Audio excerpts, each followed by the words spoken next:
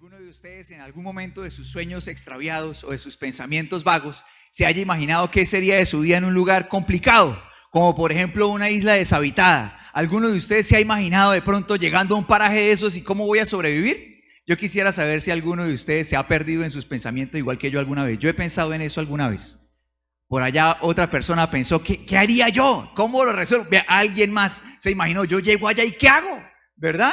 Yo he pensado en eso. Yo creo que mucho de eso lo causa de pronto las películas que uno ve o tanta cosa, ¿verdad? Lo pone a imaginarse uno de esas cosas o leer noticias, lo que sea. El punto es que uno se imagina cosas como esas, como de pronto llego a una isla deshabitada y ahora ¿qué voy a hacer? Otro escenario difícil, una selva, ¿no? Ir a dar por allá una selva y ahora ¿qué hago? Llega la noche y tanto animal que hay por allá. Sale uno espantado de una cucaracha, ahora imagínese usted vivir en una selva. ¿Cuánto raid va a necesitar? ¿Cuánto baigón? ¿Verdad? Para poder combatir. O un desierto, quedar varado. Pensemos en este juntos, pensemos en un desierto. Supongamos que somos una excursión y fuimos al Sahara. Se nos dio por ir a conocer ese lugar y de alguna manera quedamos varados en ese desierto, con una escasez de recursos terrible porque pues nadie esperaba quedarse varado. ¿Qué hacemos? Quedamos varados y perdidos. Bueno, orar, bien, Gratelli, muy bien. Oramos al Señor. ¿Qué más? ¿Qué podríamos hacer? ¿Qué se nos ocurre? ¿Alguien aporta una idea? ¿Qué hacemos? ¿Qué calor tan terrible que está haciendo? Estamos aquí al rayo del sol, ¿verdad? Arena por aquí, arena por allá. ¿Qué vamos a hacer? ¿Una botellita? ¿Una sombrilla? ¿Una sombrillita? ¿Qué más? ¿Alguien más? ¿Agua? ¿Buscar? Sí, bueno, hacer algún intento por encontrar agua. Vean ustedes que me puse a curiosear acerca de esto y se estima que una persona que no está capacitada pues como para sobrevivir en medio de esos escenarios hostiles tendría un margen de duración de aproximadamente 48 horas. En 48 horas estaríamos muertos, ¿qué le parece? 48 horas, entre 24 y 72 duraría uno, a menos de que sea uno una persona entrenada para sobrevivir en esos espacios, que los conozca y sepa cómo tomar decisiones como las correctas para encontrar agua. Uno moriría en una franja de entre 24 y 72 horas. Ahora, si es una persona experta, puede obviamente extender su vida y pues bueno, dárselas para poder lograr esperar algún rescate o de hecho pues, de alguna manera encontrar o esperar una solución. Una de las grandes diferencias entre una persona que no tiene el conocimiento y una que sí, es que una persona con el conocimiento necesario sabría buscar indicios correctos para encontrar cómo hidratarse, mientras que una persona como yo, que no tiene ni idea de cómo sobrevivir en un desierto, buscaría formas erradas de encontrar hidratación. Así que me busqué una listica de qué cosas, según los testimonios de gente que ha habido experiencias como esa, son las que más se recurren para hidratarse. ¿Cuál cree usted que podría ser parte de esa lista? Traigo 5 cosas, 5 acciones para buscar hidratarse. ¿Alguien piensa cuál podría ser la primera? Tomar orina, tomar chichi. Entonces buscar la forma de arreglársela, así sea con la mano, recoger chichi y trin, empezar a tomar. ¿Cómo le parece? Resulta que en la medida que uno se va deshidratando, la orina está más cargada de sales, de manera que aunque ella al tomarla, obviamente pues esa humedad de pronto quita la sensación de boca seca, realmente es una ilusión psicológica. Lo que ella causa es mayor deshidratación. Otra en la lista es cuando la gente se ha quedado varada en carros, buscar en medio de la situación, tomar de los líquidos del carro. Entonces abren el motor y buscan tomar, por ejemplo, el líquido de limpiar el parabrisas o el del radiador, que bueno, ya en la medida que uno busca los líquidos, así sea solamente agua, lo que se utiliza para refrigerar el motor, por el solo contacto con el motor ya es tóxico. Así que es altamente peligroso y en la medida de que se tome otro tipo de líquidos, pues puede ser más letal. Otra en la lista es tomar sangre de murciélago. ¿Cómo le parece? ¿Ah? Ya sería una terrible batalla atrapar el solo murciélago para muchos, ¿verdad? ¿Cierto que sí? ¿Quién llama a los cazafantasmas cuando se le llega un murciélago a la casa? ¿Quién llama? ¿Verdad? ¿Cierto? Bomberos, Alcai, Defensa Civil. ¿Cierto que sí? 911, ¿verdad? Cuando llega un murciélago. Ahora viene a atrapar un murciélago para tomarse la sangre, pero esto lo han hecho personas para intentar sobrevivir. Pasa algo muy parecido con la orina. Claramente tiene algo de agua, la sangre, y genera una sensación de quitar el estado de la boca seca, pero finalmente por la carga de proteína y sales que tiene, termina causando poco a poco mayor deshidratación y daño renal. Otra alternativa es echarse una piedrita a la boca o un botón. ¿Qué sucede cuando uno se echa algo a la boca? Uno empieza a generar más saliva, ¿cierto que sí? Pero finalmente eso no hidrata el cuerpo, es una ilusión. Psicológicamente la persona siente que tiene como que agua a su alcance, pero es solamente para beneficio psicológico, no hidrata a su cuerpo. Y la quinta que traigo es darle un mordisco a un cactus. con la terrible situación de que muy pocos cactus son útiles para poder extraer algo de agua. La mayoría de cactus tienen contenido que lo que ocasionaría sería una terrible diarrea y vómito. Ahora imagínese usted uno deshidratado y con diarrea. Imagínese usted, está uno grave, ya no son 72, por ahí 25 va a vivir uno, ¿verdad? Horas.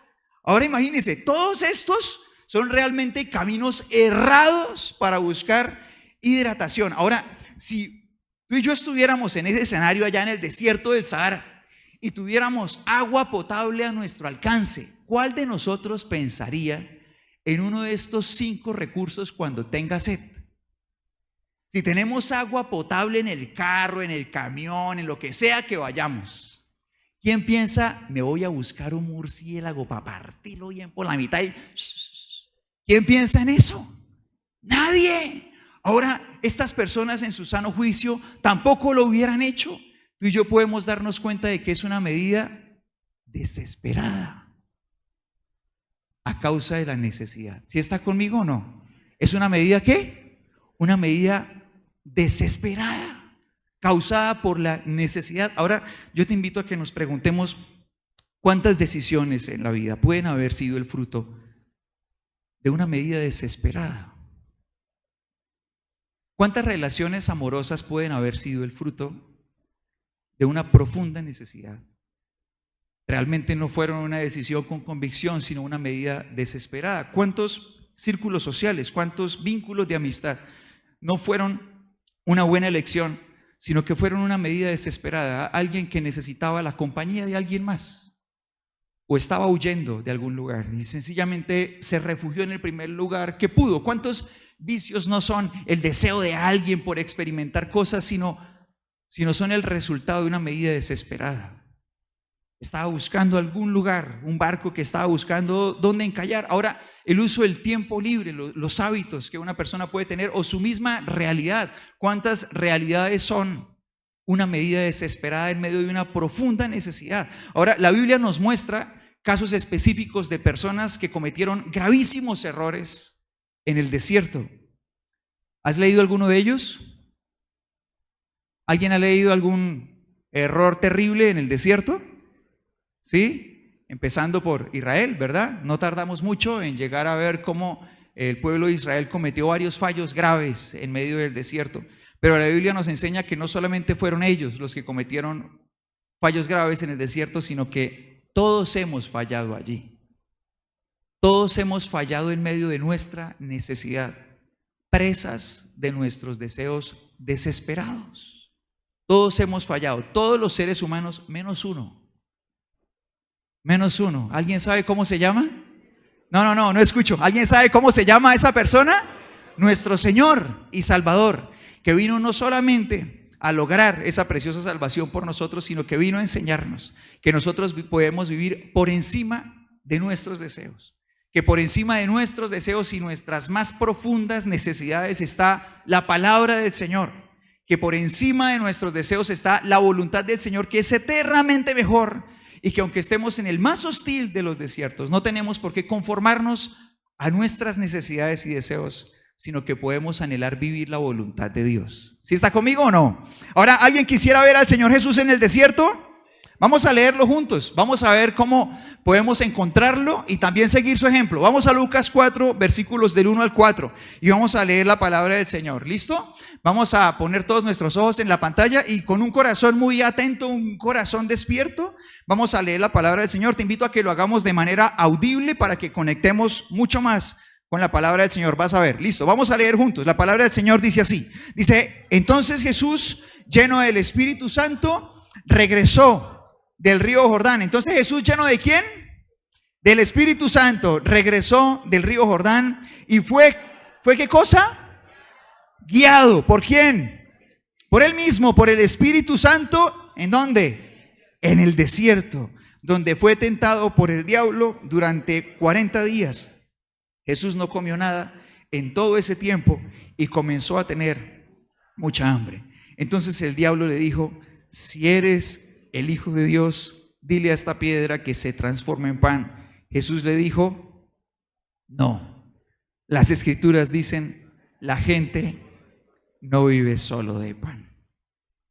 Ahora, mira que el desierto en la Biblia es usado con varios propósitos. El desierto nos ilustra una situación espiritual en la que pasan por lo menos tres cosas. La primera es el desierto, un lugar para encontrarse con Dios. De manera que tú y yo nos encontramos al Señor Jesús buscando lugares desiertos para orar, para encontrarnos a solas con nuestro Señor. Otro propósito del desierto en la palabra del Señor es mostrarnos un lugar de transición, donde somos formados antes de llegar a encontrar una promesa de Dios para nuestra vida. Dios tiene algo hermoso para ti, pero antes de llegar a ese lugar hay que ser formado. No estás listo todavía. Hace falta proceso. ¿Sí estás conmigo o no? Es como cuando uno se matricula en la universidad. Uno llega y paga el primer semestre y podría pagar los 10 si quiere, pero por eso le van a entregar el título. Le van a entregar. ¿Por qué no? Porque puede haber pasado la prueba de admisión y tener la capacidad, pero no está listo.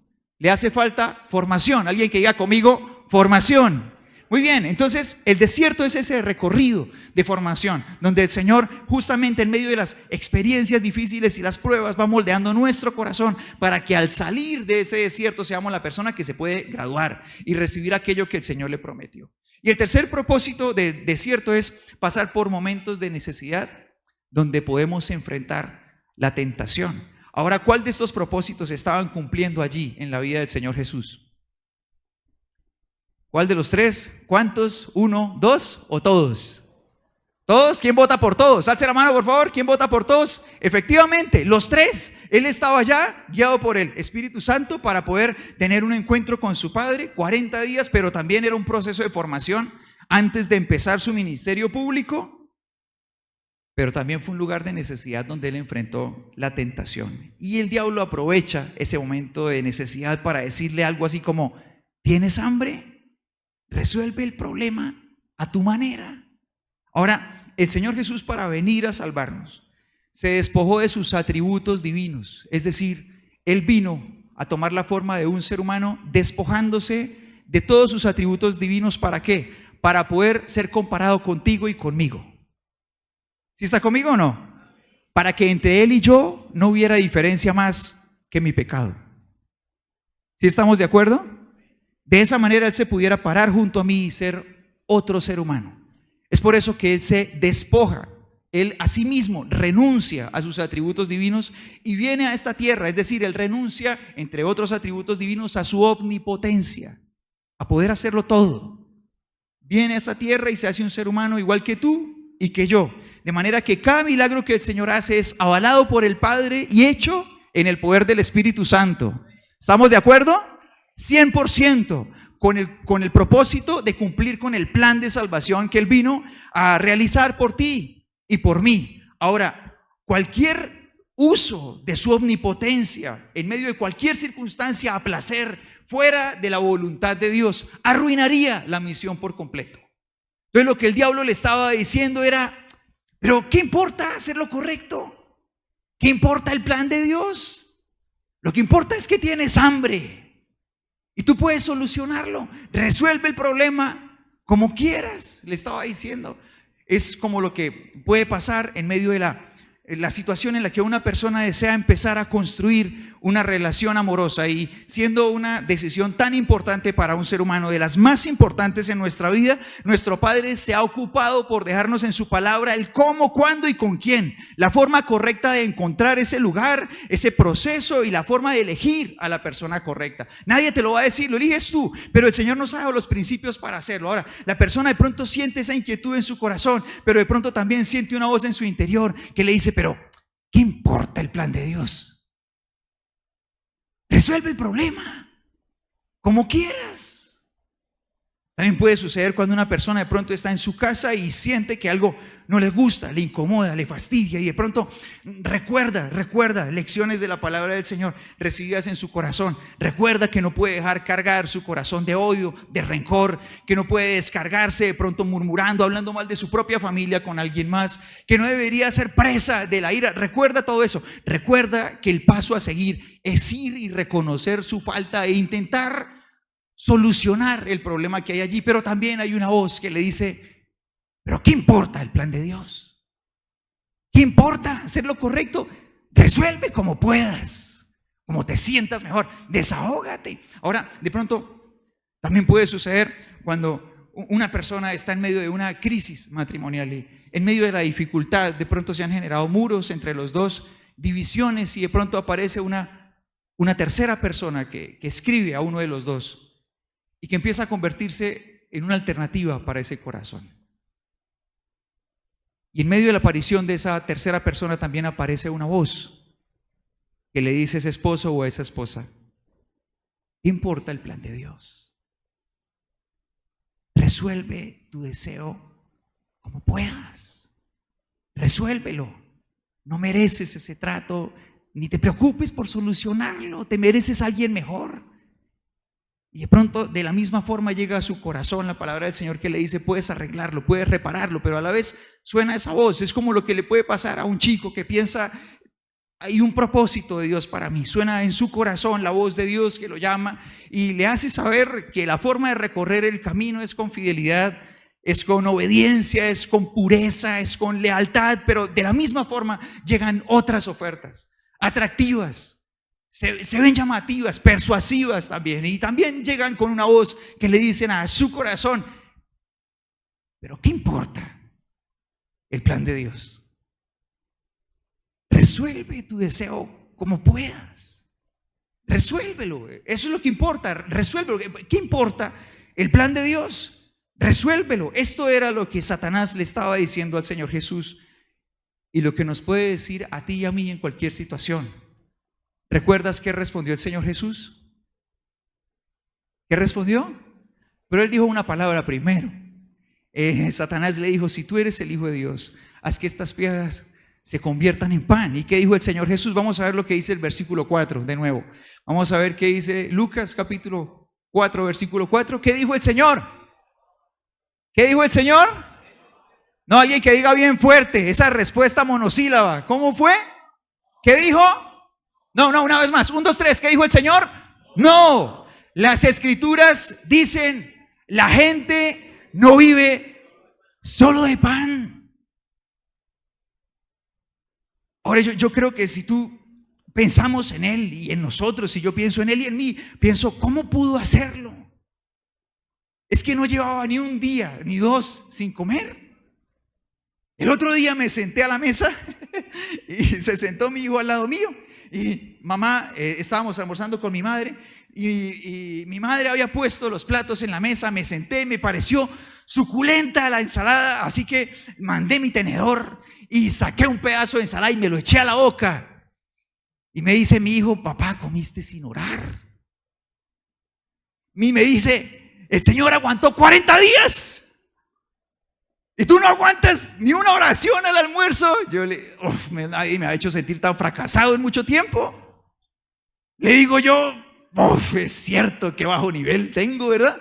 Qué bajo nivel, ni siquiera, es que pobre de mí. Ahora, el Señor no había aguantado un día, ni dos, ni tres, ni una semana. ¿Cuánto llevaba sin comer? 40 días. Ahora el Señor, dice la palabra del Señor que tenía... Dice la palabra del Señor, de hecho, que no era un hambre moderada. Dice la palabra del Señor que empezó a tener mucha hambre. Dice la palabra del Señor, empezó a tener mucha hambre. Ahora, ¿cómo es posible? Uno podría pensar, es muy difícil, no es sencillo dar esta respuesta. Tú y yo necesitamos pensar ¿cuál era la situación del Señor Jesús? En Hebreos capítulo 4, versículo 15, dice la palabra del Señor así. Vamos a leer juntos. Dice: nuestro sumo sacerdote ¿comprende qué cosa? Comprende nuestras debilidades, porque Él enfrentó todas Y cada una de las pruebas que enfrentamos nosotros, sin embargo, Él nunca pecó. Y yo te voy a invitar a que pienses en tus debilidades, yo voy a pensar en las mías. Y de pronto nos podemos preguntar, ¿el Señor enfrentó este tipo de retos que yo enfrento? La respuesta es sí. La gran diferencia entre Él y yo es que mientras yo me fui de cara 1000 veces, Él nunca falló. Tú y yo, cuando estamos frente a esta realidad, podemos preguntarnos, es más, corazones podrían pensar, es imposible. Yo he escuchado hombres que dicen, no es posible que el Señor con 30 y tantos años, no es posible que Jesús con 30 y tantos años y nunca haya tenido una noviecita.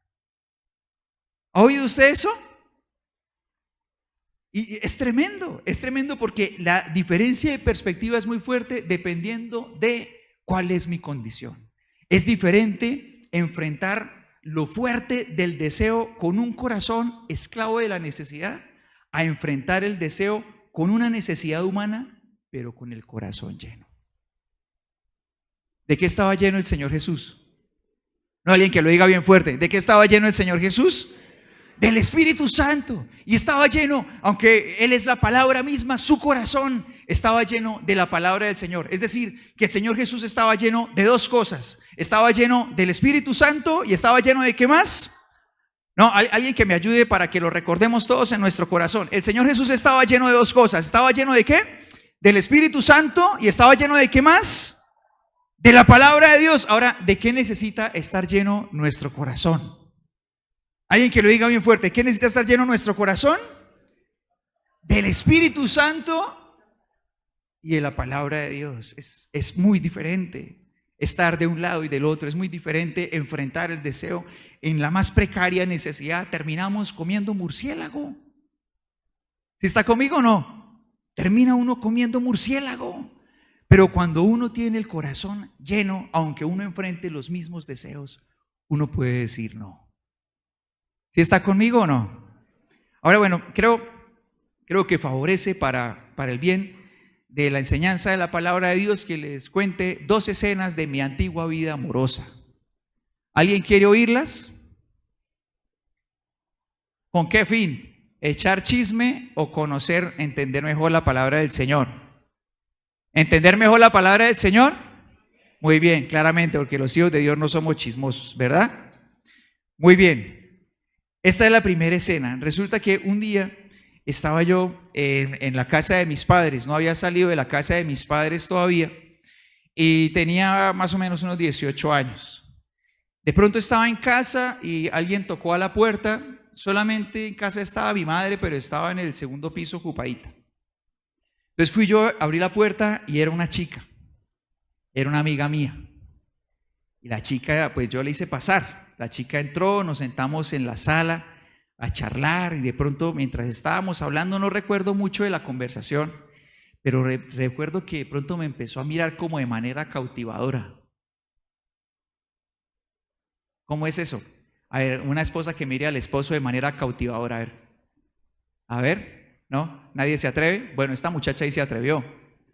Me miró de manera cautivadora y de pronto me dice, no me acuerdo cómo la conversación llegó ahí, solo me acuerdo de esa frase, me dijo, es que tú me gustas.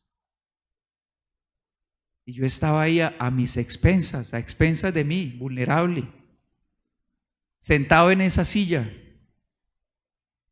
Pero recuerdo que en ese momento de mi vida, mi relación con el Señor era hermosa.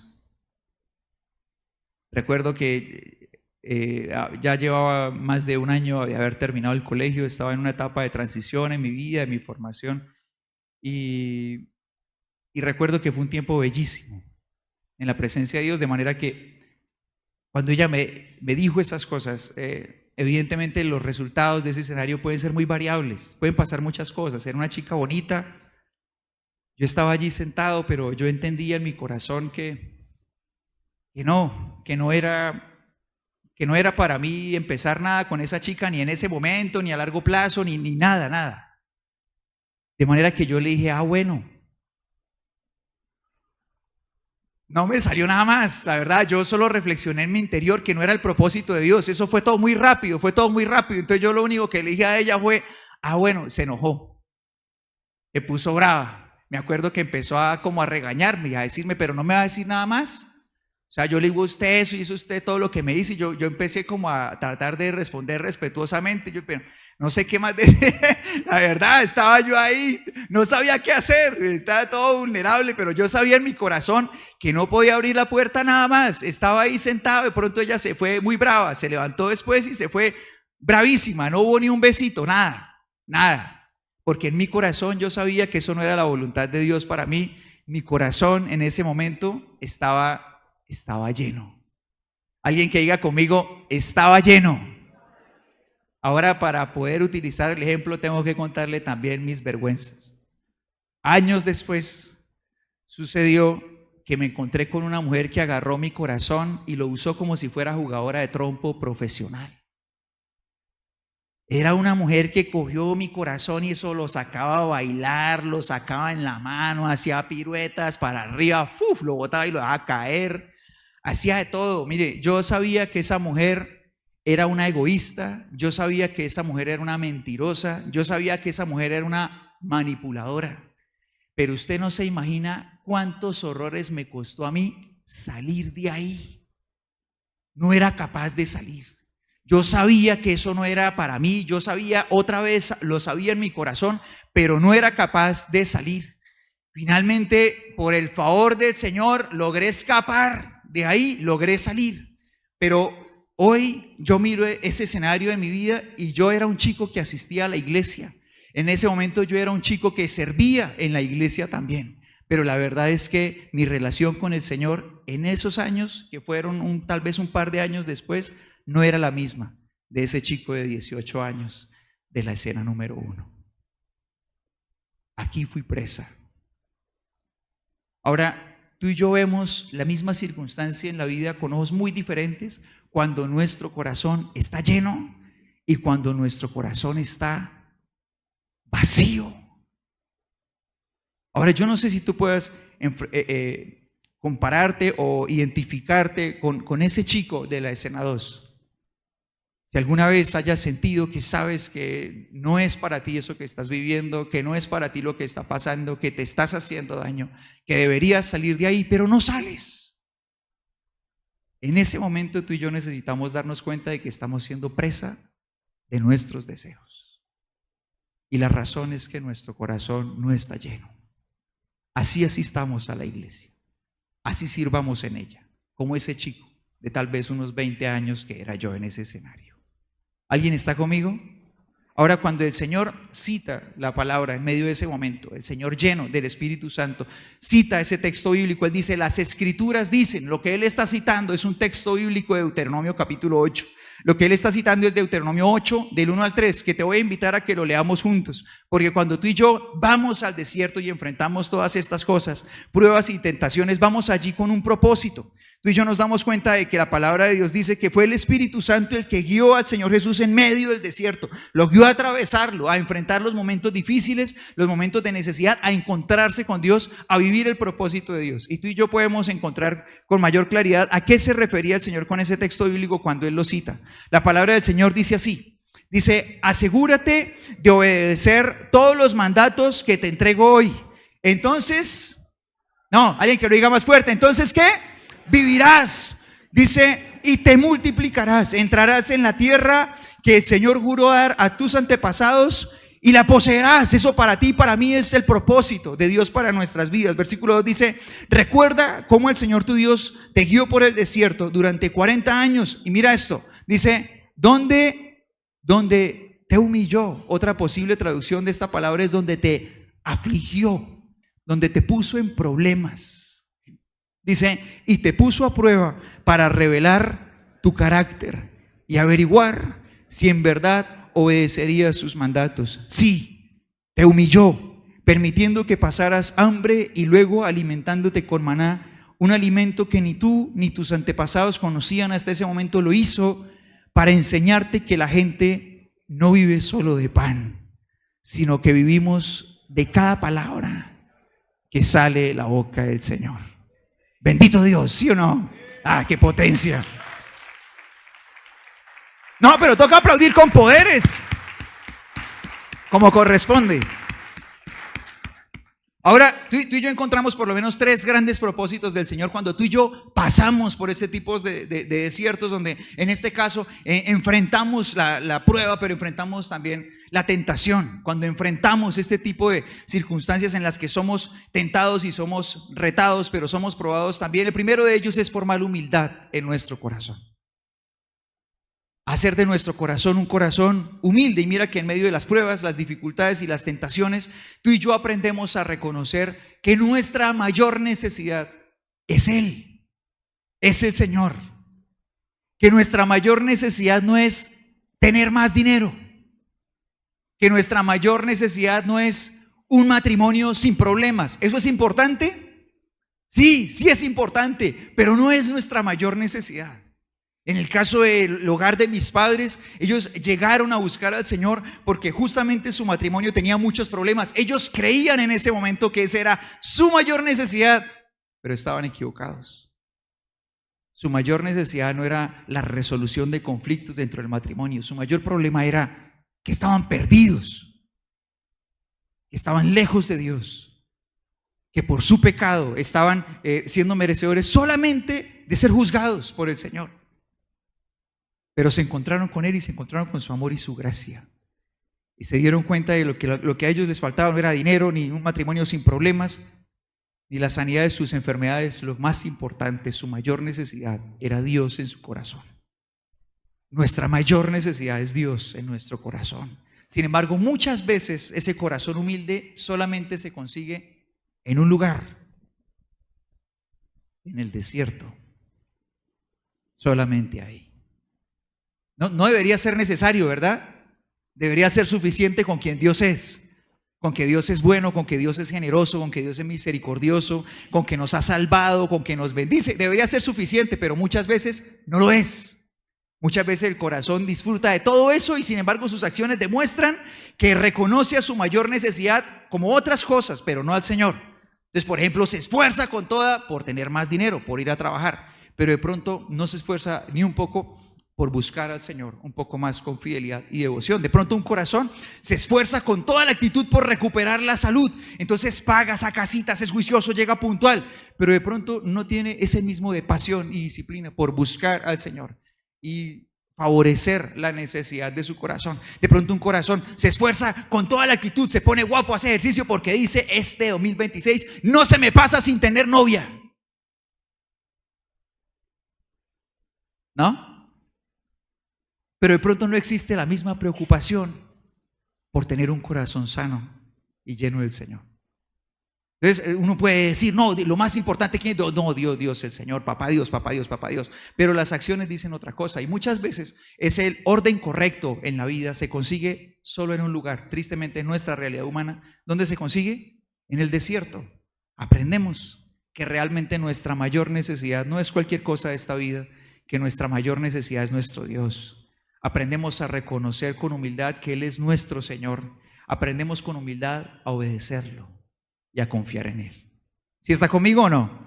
Otro propósito es lo que dice la palabra del Señor en la siguiente parte del versículo 2. Yo quisiera que lo leyéramos juntos en la versión NTV, pero que luego lo leyéramos en otra versión. Así que voy a pedirles que leamos juntos otra vez el versículo 2. Dice: recuerda cómo el Señor, tu Dios, te guió por el desierto durante 40 años, donde te humilló y te puso a prueba para revelar ¿qué cosa? Tu carácter y averiguar si en verdad obedecerías sus mandatos. Quiero que leamos la traducción Nueva Versión Internacional, creo que nos va a ayudar a aclarar un poco más. Dice la palabra del Señor: recuerda que durante 40 años el Señor tu Dios te llevó por todo el camino del desierto para humillarte. ¿Y qué más dice la palabra del Señor? Dice: para ponerte a prueba. Así llegaría a conocer lo que había en tu corazón y vería si cumplirías o no sus mandamientos. Y la verdad es que es en medio de los momentos de prueba o de tentación cuando tú y yo vemos florecer de nuestro corazón la verdad. ¿a quién amamos más? ¿De qué está provisto nuestro corazón? En los momentos de tentación, en medio de la necesidad, es cuando florece una verdad muy poderosa. Por ejemplo, si será el deseo el argumento para ser infiel a Dios, o si será la palabra de Dios aquello que me librará de ser un esclavo de mis deseos. Esa verdad florece en medio de la tentación.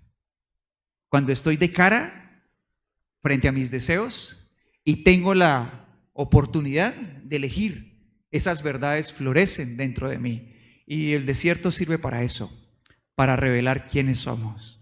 De manera que la verdad acerca de nosotros no se evidencia con lo que sale de nuestros labios, sino que se revela con nuestras acciones en lugares como estos. Es por eso que el Señor dice que uno conoce al fruto, al árbol. Lo arruiné todo, ¿verdad? Arruiné la lección. Que uno conoce al árbol. ¿Por qué lo conoce? Por el letrero. ¿Por qué conoce al árbol? Por el fruto, ¿verdad? Así que el árbol puede decir mango, pero si usted le ve una guayaba, usted sabe que eso no es un mango. ¿Sí está conmigo o no? Definitivamente no lo es. Puede tener el título muy lindo, mango, pero si tiene una guayaba, usted sabe que ese árbol está confundido con respecto a su identidad, ¿verdad?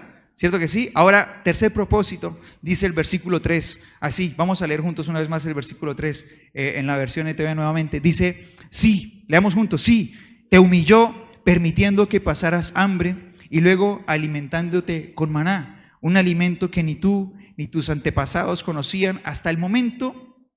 Lo hizo para enseñarte que la gente no vive solo de pan, sino que vivimos de cada palabra que sale de la boca del Señor.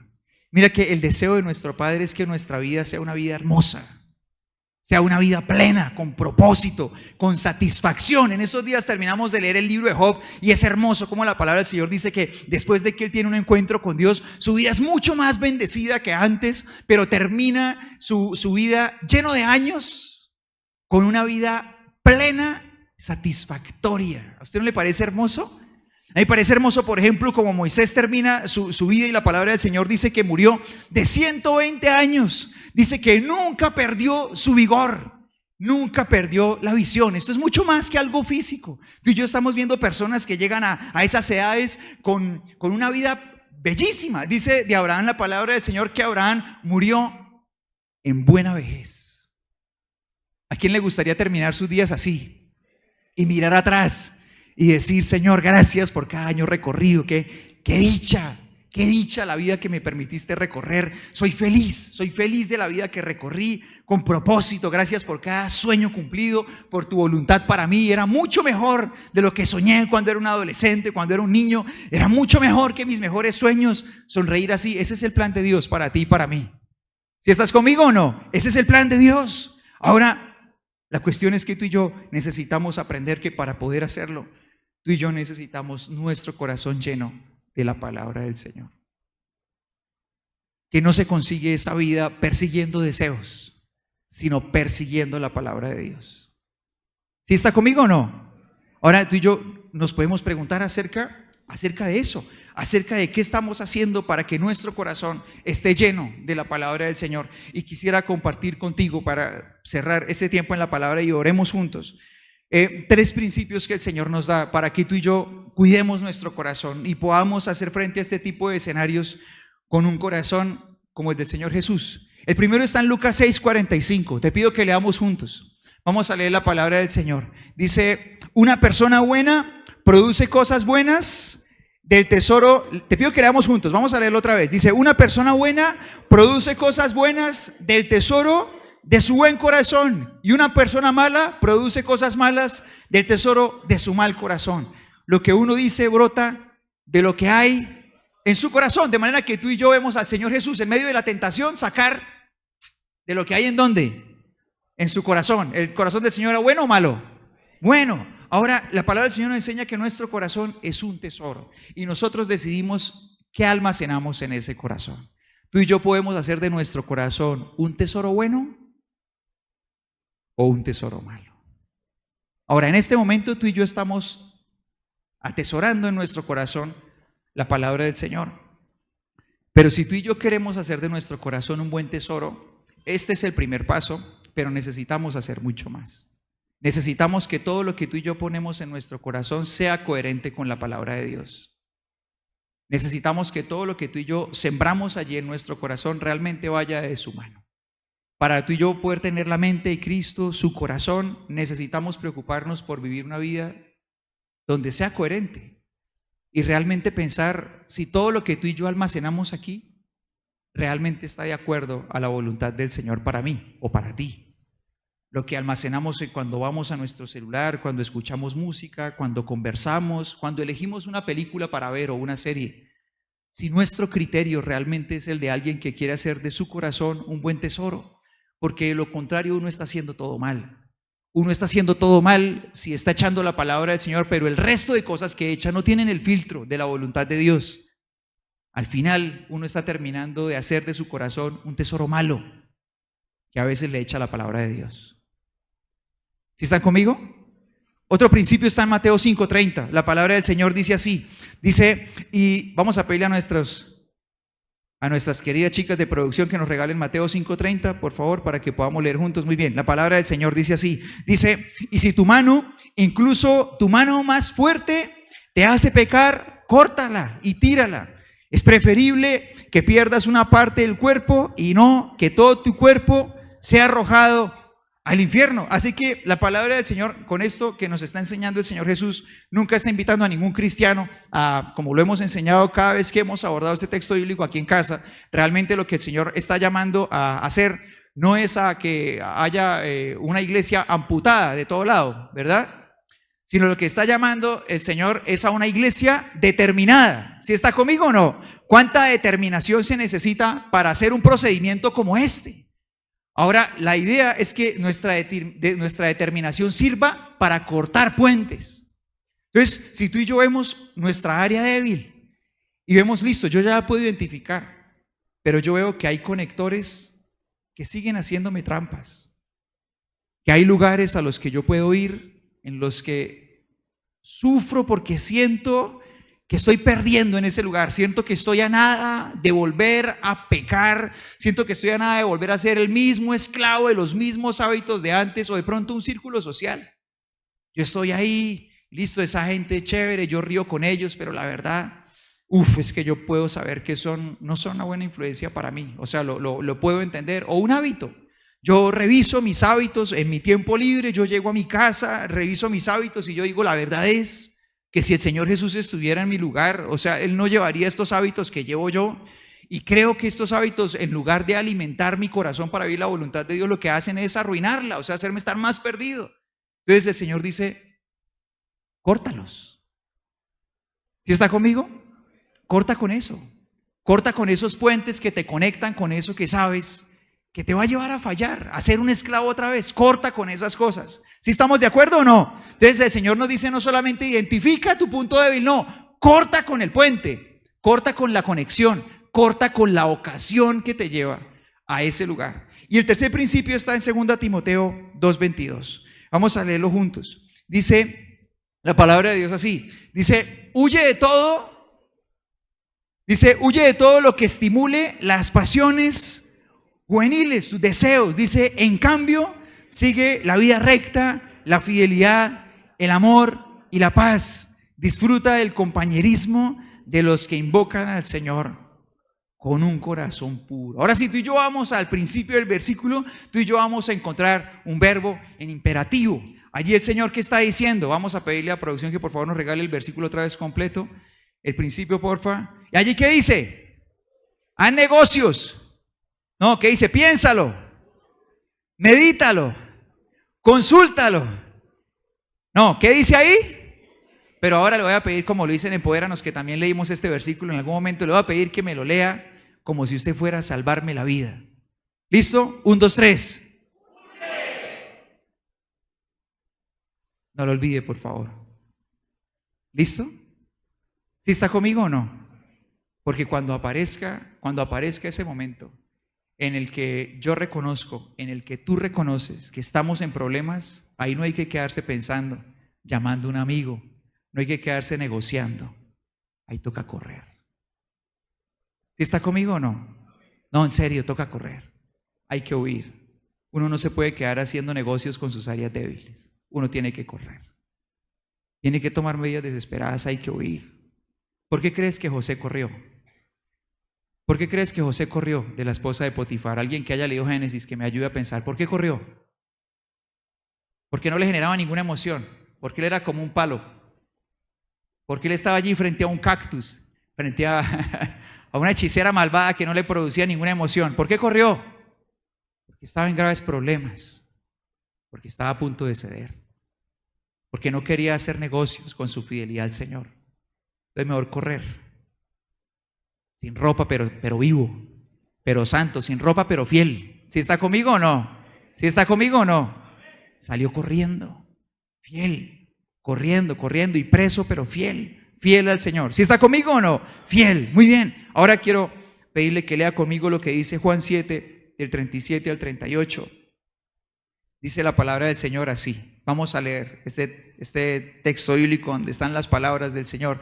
Dice, el último día del festival, el más importante, Jesús se puso de pie y gritó a la multitud: todo el que tenga sed puede venir a mí, todo el que crea en mí puede venir y beber, pues las escrituras declaran: de su corazón brotarán ríos, brotarán ríos de agua viva, brotarán ríos. Aplaudamos al Señor.